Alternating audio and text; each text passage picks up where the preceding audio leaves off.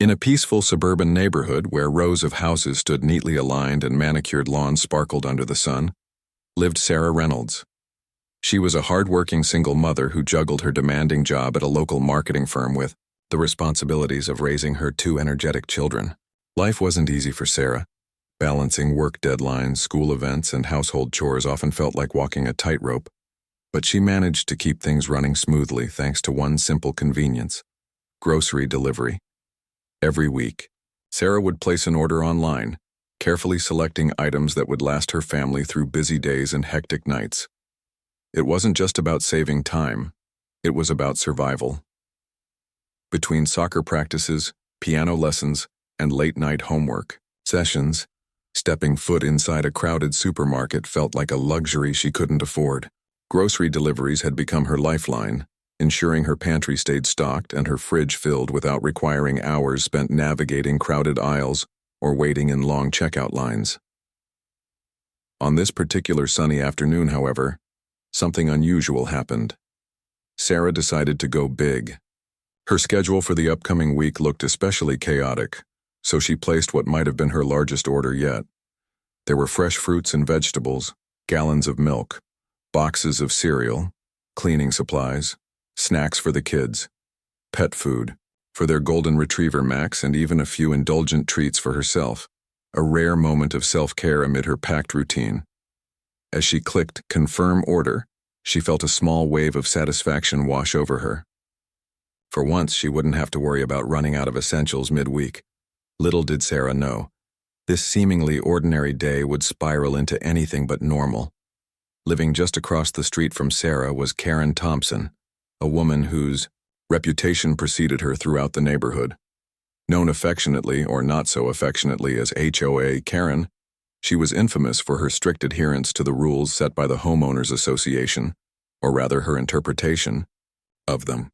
From policing mailbox colors to scrutinizing holiday decorations, Karen thrived on enforcing what she believed was necessary to maintain the pristine appearance of their community. While some neighbors appreciated her dedication to upholding standards, others found her relentless nitpicking exhausting. Karen's obsession with perfection extended beyond aesthetics. She saw herself as the unofficial guardian of the neighborhood, always ready to step in when she perceived someone violating the sacred code of suburban living. Whether it was reminding a neighbor to trim their hedges or reporting a car parked too close to a fire hydrant, Karen made sure everyone knew she meant business. Her clipboard was practically glued to her hand, and her sharp comments could cut deeper than any lawnmower blade. On this fateful afternoon, fate brought Karen and Sarah's worlds crashing together. As Sarah's groceries arrived, Karen happened to be outside tending to her immaculately landscaped garden. Dressed in her signature floral-printed sundress and wide-brimmed hat, she watched curiously as the delivery driver unloaded box after box onto Sarah's porch. At first glance, it seemed harmless enough, a typical delivery for a growing family. But Karen's eyes narrowed as she counted the growing pile of bags. To her, this wasn't just a convenient service. It was a potential violation of HOA guidelines regarding cluttered porches. Karen's mind raced with thoughts of property values and neighborhood appearances. How dare someone leave such a mess on display for all to see? Determined to take action, she marched across the street, clipboard in hand, ready to assert her authority. What followed would leave both women, and the entire neighborhood, reeling. The delivery driver, caught off guard by Karen's sudden appearance, tried to explain that he was simply doing his job. But Karen wasn't having it. With unwavering conviction, she declared that the bags must be removed immediately. Overwhelmed and eager to move on to his next stop, the driver reluctantly agreed.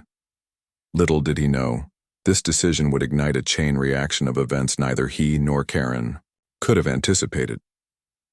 Meanwhile, Sarah remained blissfully unaware of the storm brewing just steps away from her front door. When Sarah finally returned home that evening, she was greeted by an unsettling sight. Her porch, which should have been brimming with grocery bags filled with essentials for the week ahead, was eerily empty. At first, she thought maybe the delivery driver had dropped off her order at the wrong house. A mix-up wasn't unheard of after all. But as she scanned the area and checked nearby homes, There was no sign of her groceries anywhere. Confusion quickly turned to panic. Had someone stolen her delivery? Was this some kind of prank? The questions swirled in her mind as she frantically searched for answers. Her heart sank when she realized how much she had spent on this particular order. It wasn't just a few items. It was practically her entire budget for the week. Desperate for clarity, Sarah decided to review the security camera footage installed outside her front door. What she saw next left her speechless. The video showed Karen, clipboard in hand, storming across the street toward her porch. The delivery driver looked visibly uncomfortable as Karen confronted him, gesturing wildly at the pile of bags stacked neatly on Sarah's porch. After what seemed like minutes of heated discussion, Karen began loading the grocery bags into her own garage. There was no mistaking her intent. She wasn't merely tidying up or helping out. She was taking them without permission. Sarah felt a surge of anger bubbling inside her. How could anyone justify stealing someone else's property, let alone under the guise of enforcing rules? Determined to confront Karen, Sarah marched across the street the following morning. She knocked firmly on Karen's door, her jaw clenched and fists balled tightly at her sides. When Karen opened the door, she didn't seem surprised to see Sarah standing there. In fact, she appeared almost smug, as if she had been expecting this confrontation all along.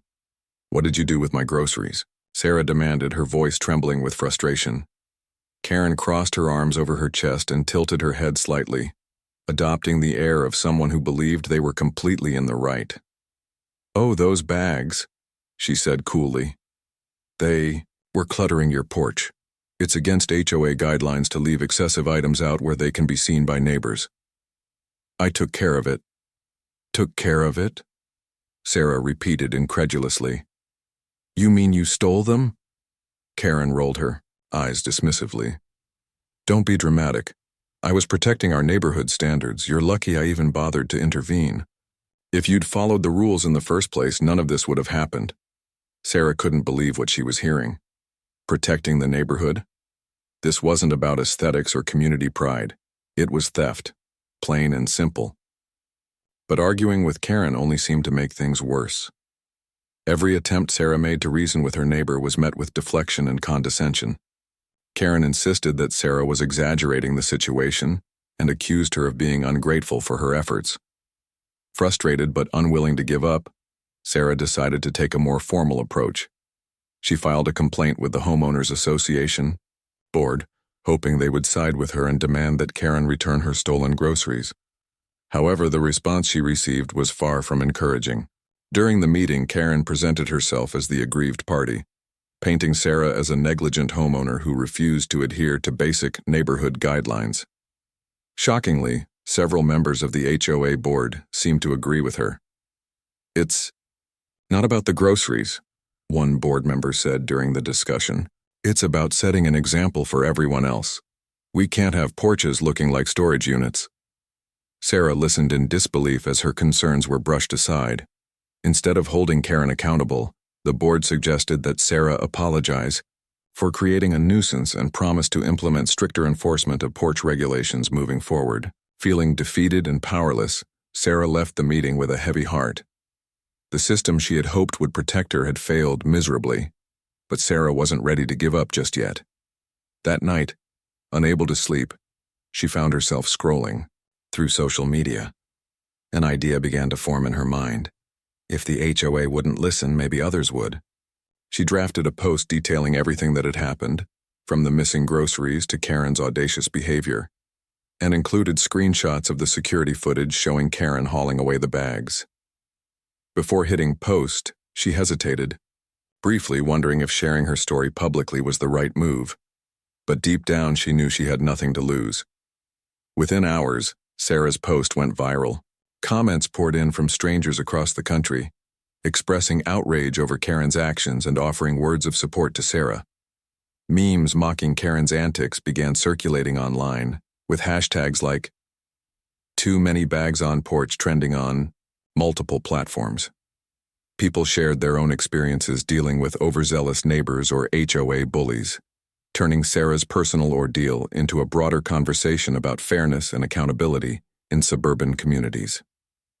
The sudden influx of attention caught Karen completely off guard. Initially, she dismissed the backlash as unwarranted drama, convinced that people simply didn't understand the importance of maintaining neighborhood standards. However, as the days passed and the criticism grew louder, Karen started to feel the weight of public scrutiny bearing down on her. Neighbors who once tolerated her behavior now avoided eye contact or whispered behind her back whenever she walked by. Even her closest allies within the HOA began distancing themselves, fearing association with her growing infamy. Despite the mounting pressure, Karen remained defiant. During a tense HOA meeting, she doubled down on her stance, insisting that she had acted in the best interest of the community. "If we don't enforce these rules, our property values will plummet," she declared, her voice rising above the murmurs of disapproval. "I won't apologize for trying to protect our neighborhood."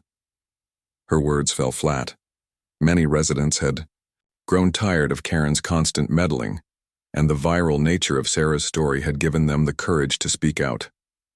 One by one, they voiced their frustrations, recounting instances where Karen's rigid enforcement of trivial rules had caused unnecessary conflict. For the first time, Karen found herself outnumbered and isolated, her authority crumbling beneath the weight of collective dissent. As tensions escalated, Sarah realized that going viral had shifted the power dynamic in ways she hadn't anticipated. Encouraged by the support she received online, she decided to take her fight to the next level. She contacted local law enforcement, providing them with the video evidence and witness statements from other fed-up residents. To her surprise, the police took her case seriously, recognizing that Karen's actions constituted theft and harassment. With each passing day, it became clear that Karen's reign of control was coming to an end. What had started as a dispute over grocery bags had spiraled into something much larger, a reckoning for years of unchecked entitlement and self-righteous behavior. And while Sarah couldn't undo the stress and inconvenience Karen had caused, she knew one thing for certain. Justice might be delayed, but it wouldn't be denied forever.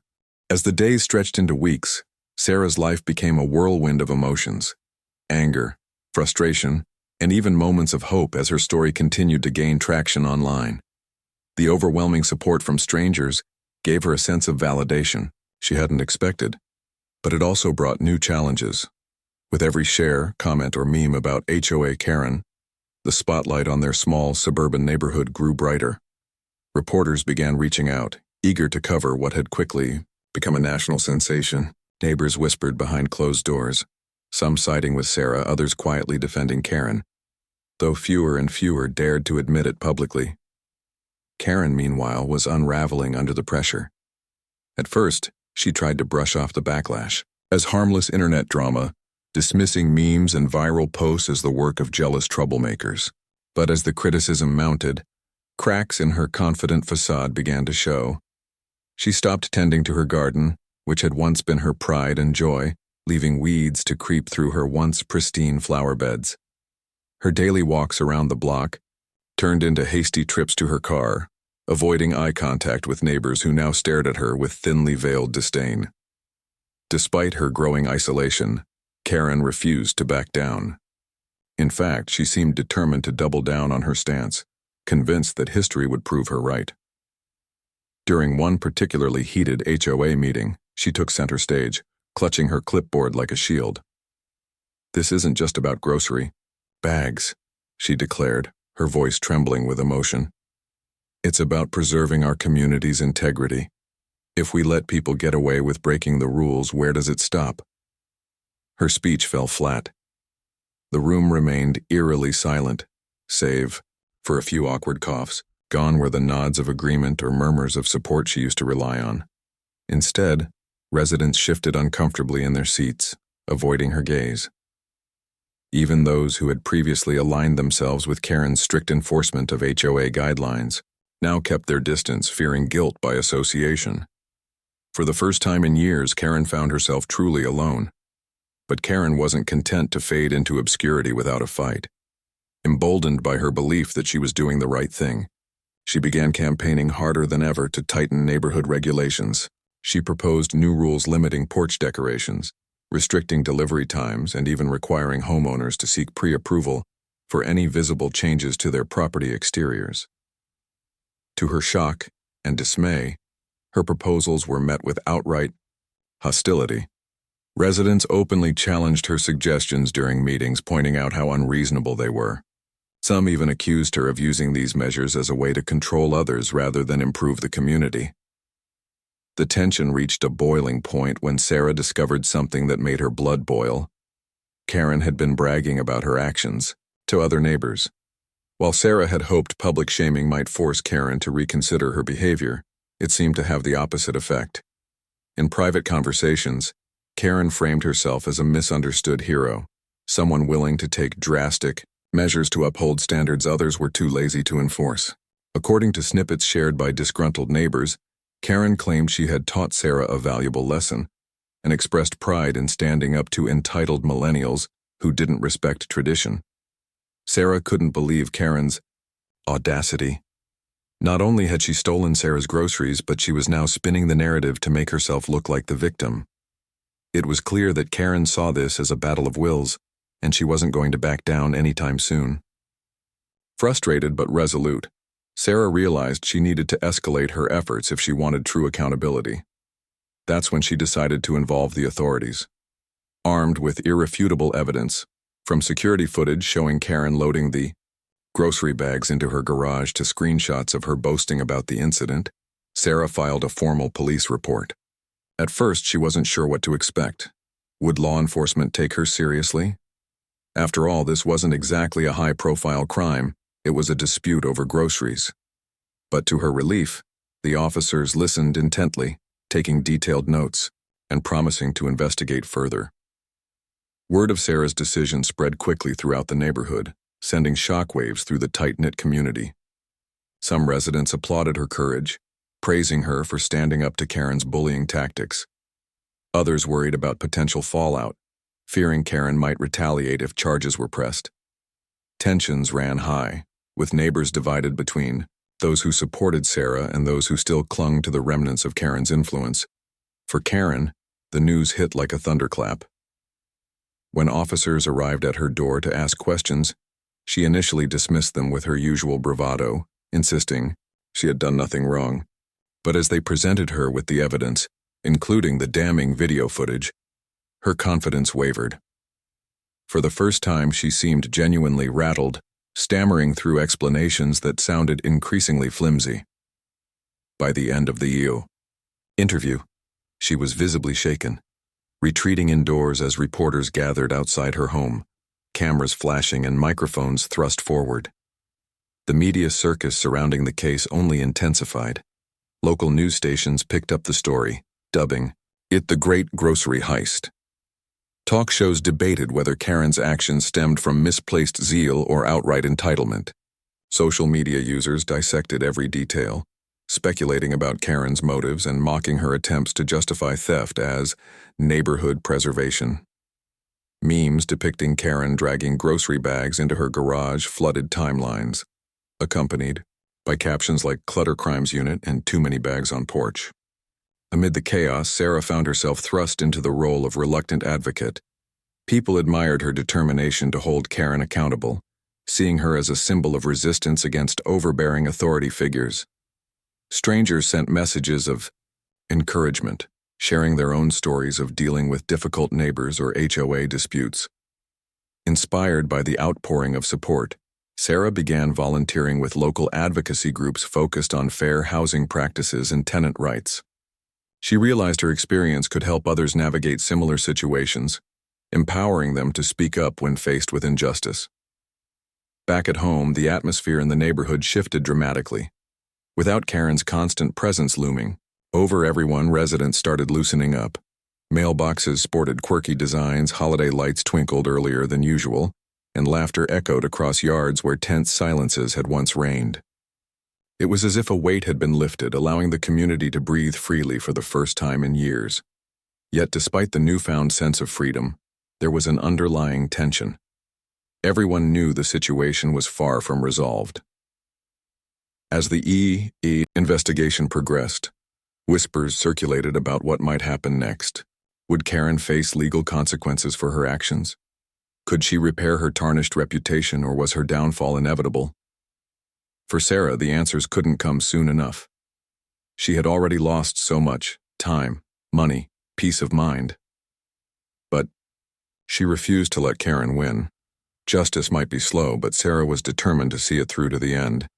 And so, the stage was set for the final act in this bizarre yet all too relatable drama. What had begun as a simple misunderstanding over grocery bags had evolved into something much larger, a reckoning for years of unchecked power dynamics and simmering resentment.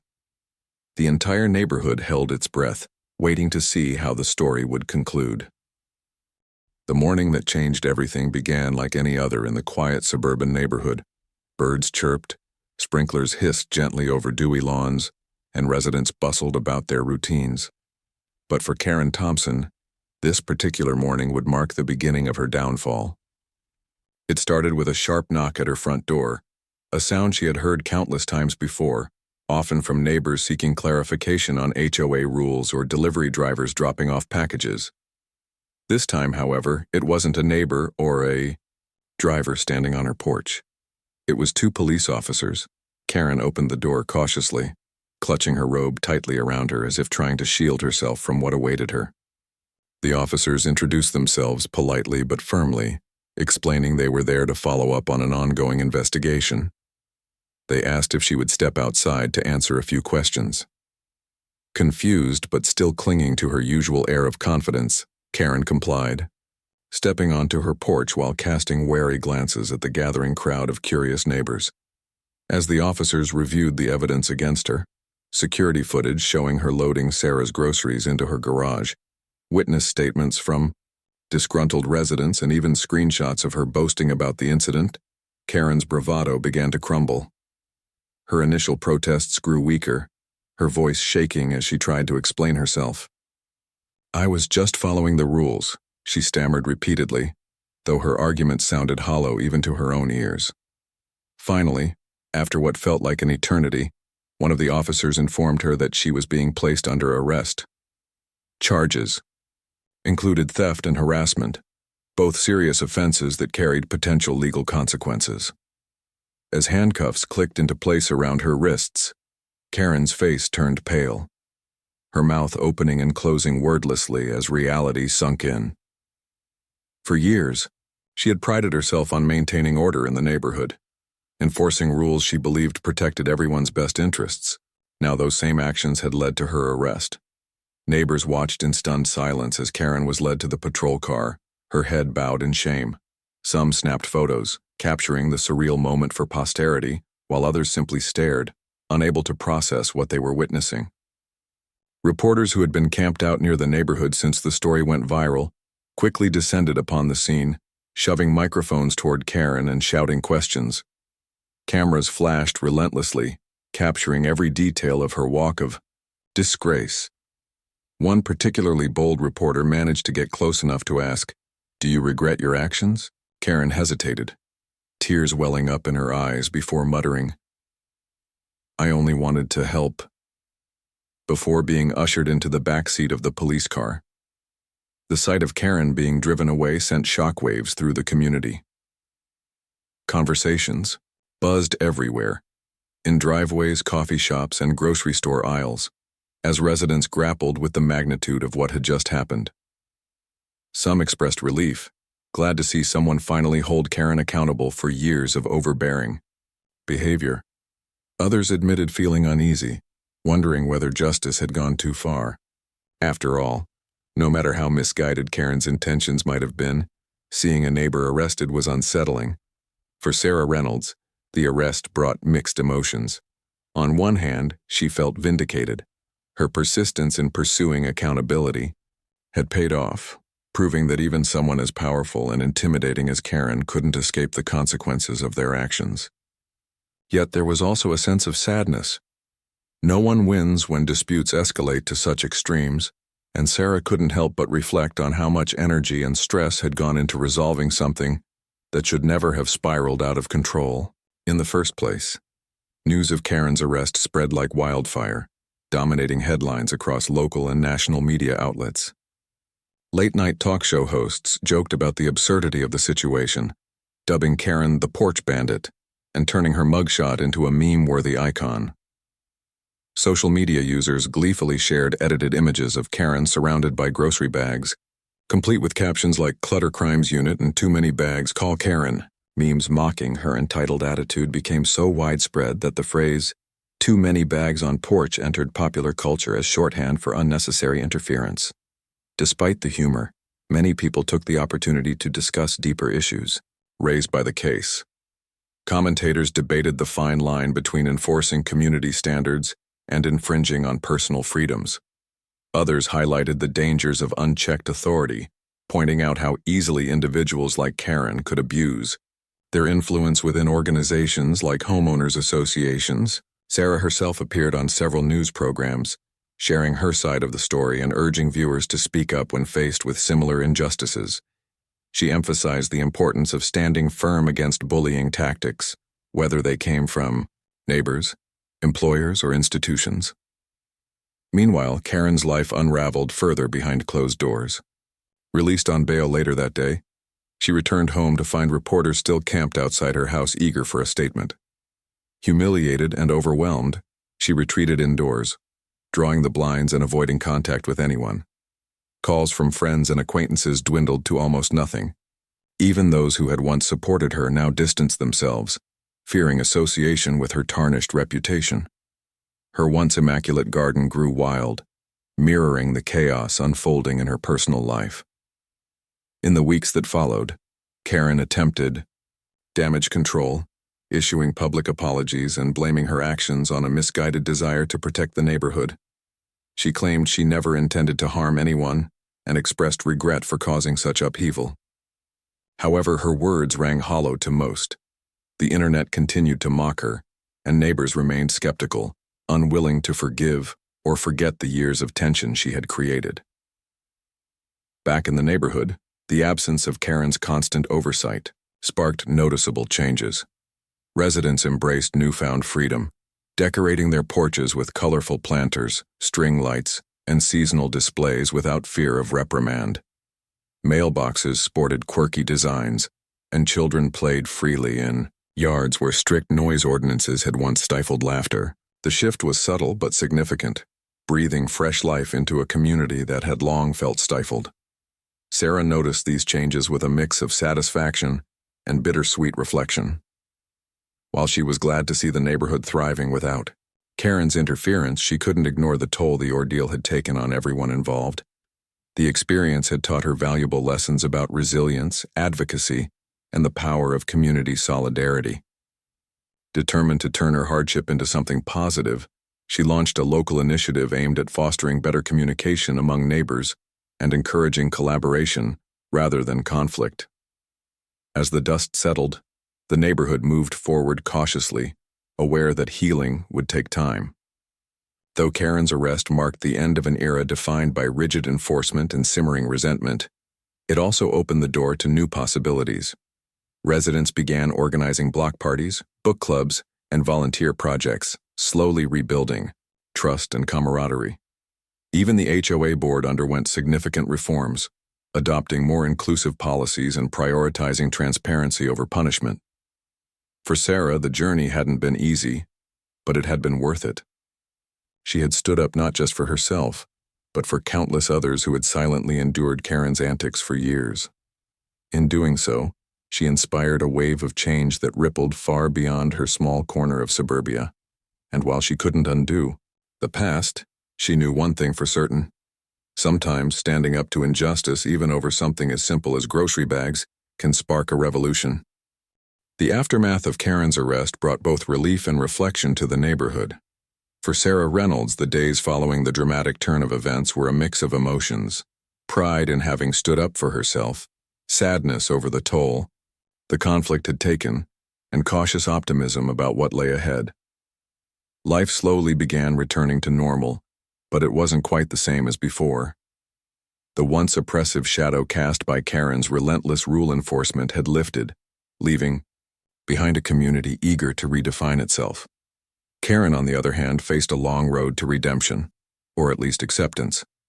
After her release from jail, she became a recluse, rarely venturing outside her home except for court-mandated appearances related to her case. Her attempts at public apologies fell flat. Neighbors dismissed them as insincere or self-serving. Even her closest allies within the HOA board distanced themselves, unwilling to risk further association with someone whose actions had brought so much negative attention to the neighborhood. Without her clipboard and her authority, Karen seemed diminished, a shell of the woman who had once strutted confidently through the streets, dictating how others should live.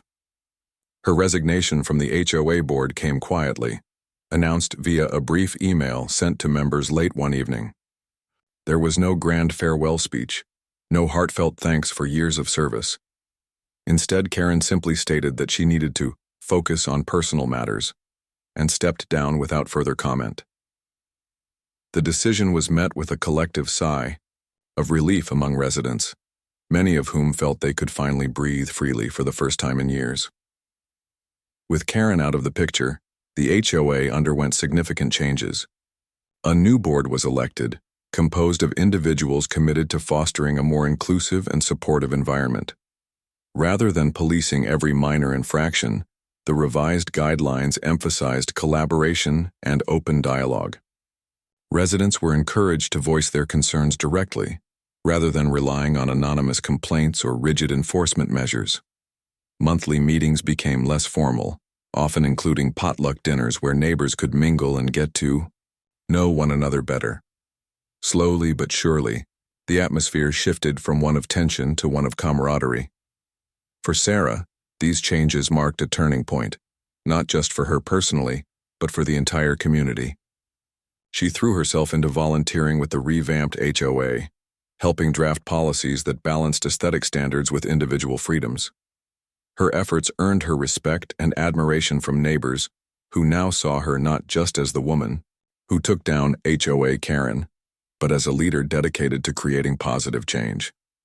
In recognition of her contributions, Sarah was invited to join the board herself, a role she accepted with humility and determination.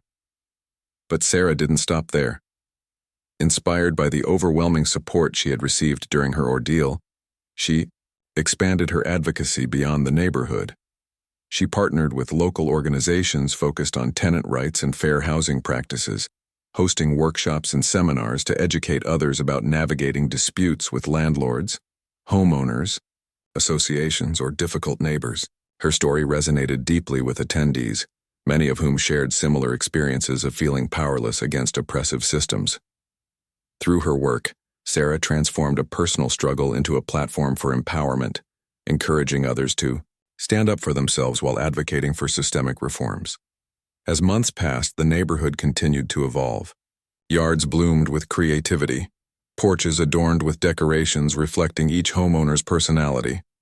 Holiday lights twinkled brightly in December, and colorful flower pots lined driveways in spring. Children played freely, their laughter echoing through the streets, a sound that had been conspicuously absent during Karen's reign.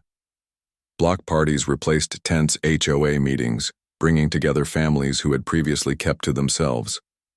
Friendships blossomed, built on shared meals, impromptu gatherings, and mutual support.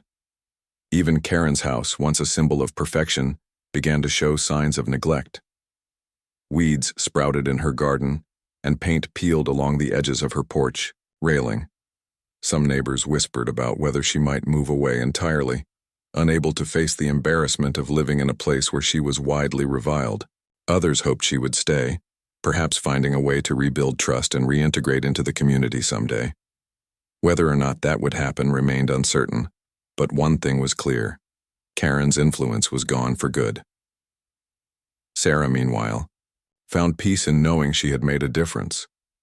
Though she never recovered all the groceries Karen had stolen, the incident taught her something far more valuable: the importance of standing firm in the face of injustice. She learned that even small acts of resistance can spark meaningful change, inspiring others to speak up when they witness unfairness. Her children, too, benefited from watching their mother persevere despite adversity, learning firsthand the value of courage and integrity. In the end, the story of HOA Karen served as a cautionary tale. a reminder of how easily unchecked power and misplaced righteousness can lead to ruin. It also highlighted the resilience of communities when people come together to challenge toxic behavior and embrace kindness instead. For Sarah, the experience reinforced her belief in the strength of unity and the transformative potential of standing up for what is right no matter how daunting the odds may seem. Years later, as new families moved into the neighborhood and old ones grew closer, the legend of too many bags on porch lived on, not as a source of shame, but as a symbol of progress. Parents told their kids about the time a brave neighbor stood up to a bully, sparking a chain reaction that changed the community for the better. And though the phrase still elicited chuckles during casual conversations, it carried a deeper meaning.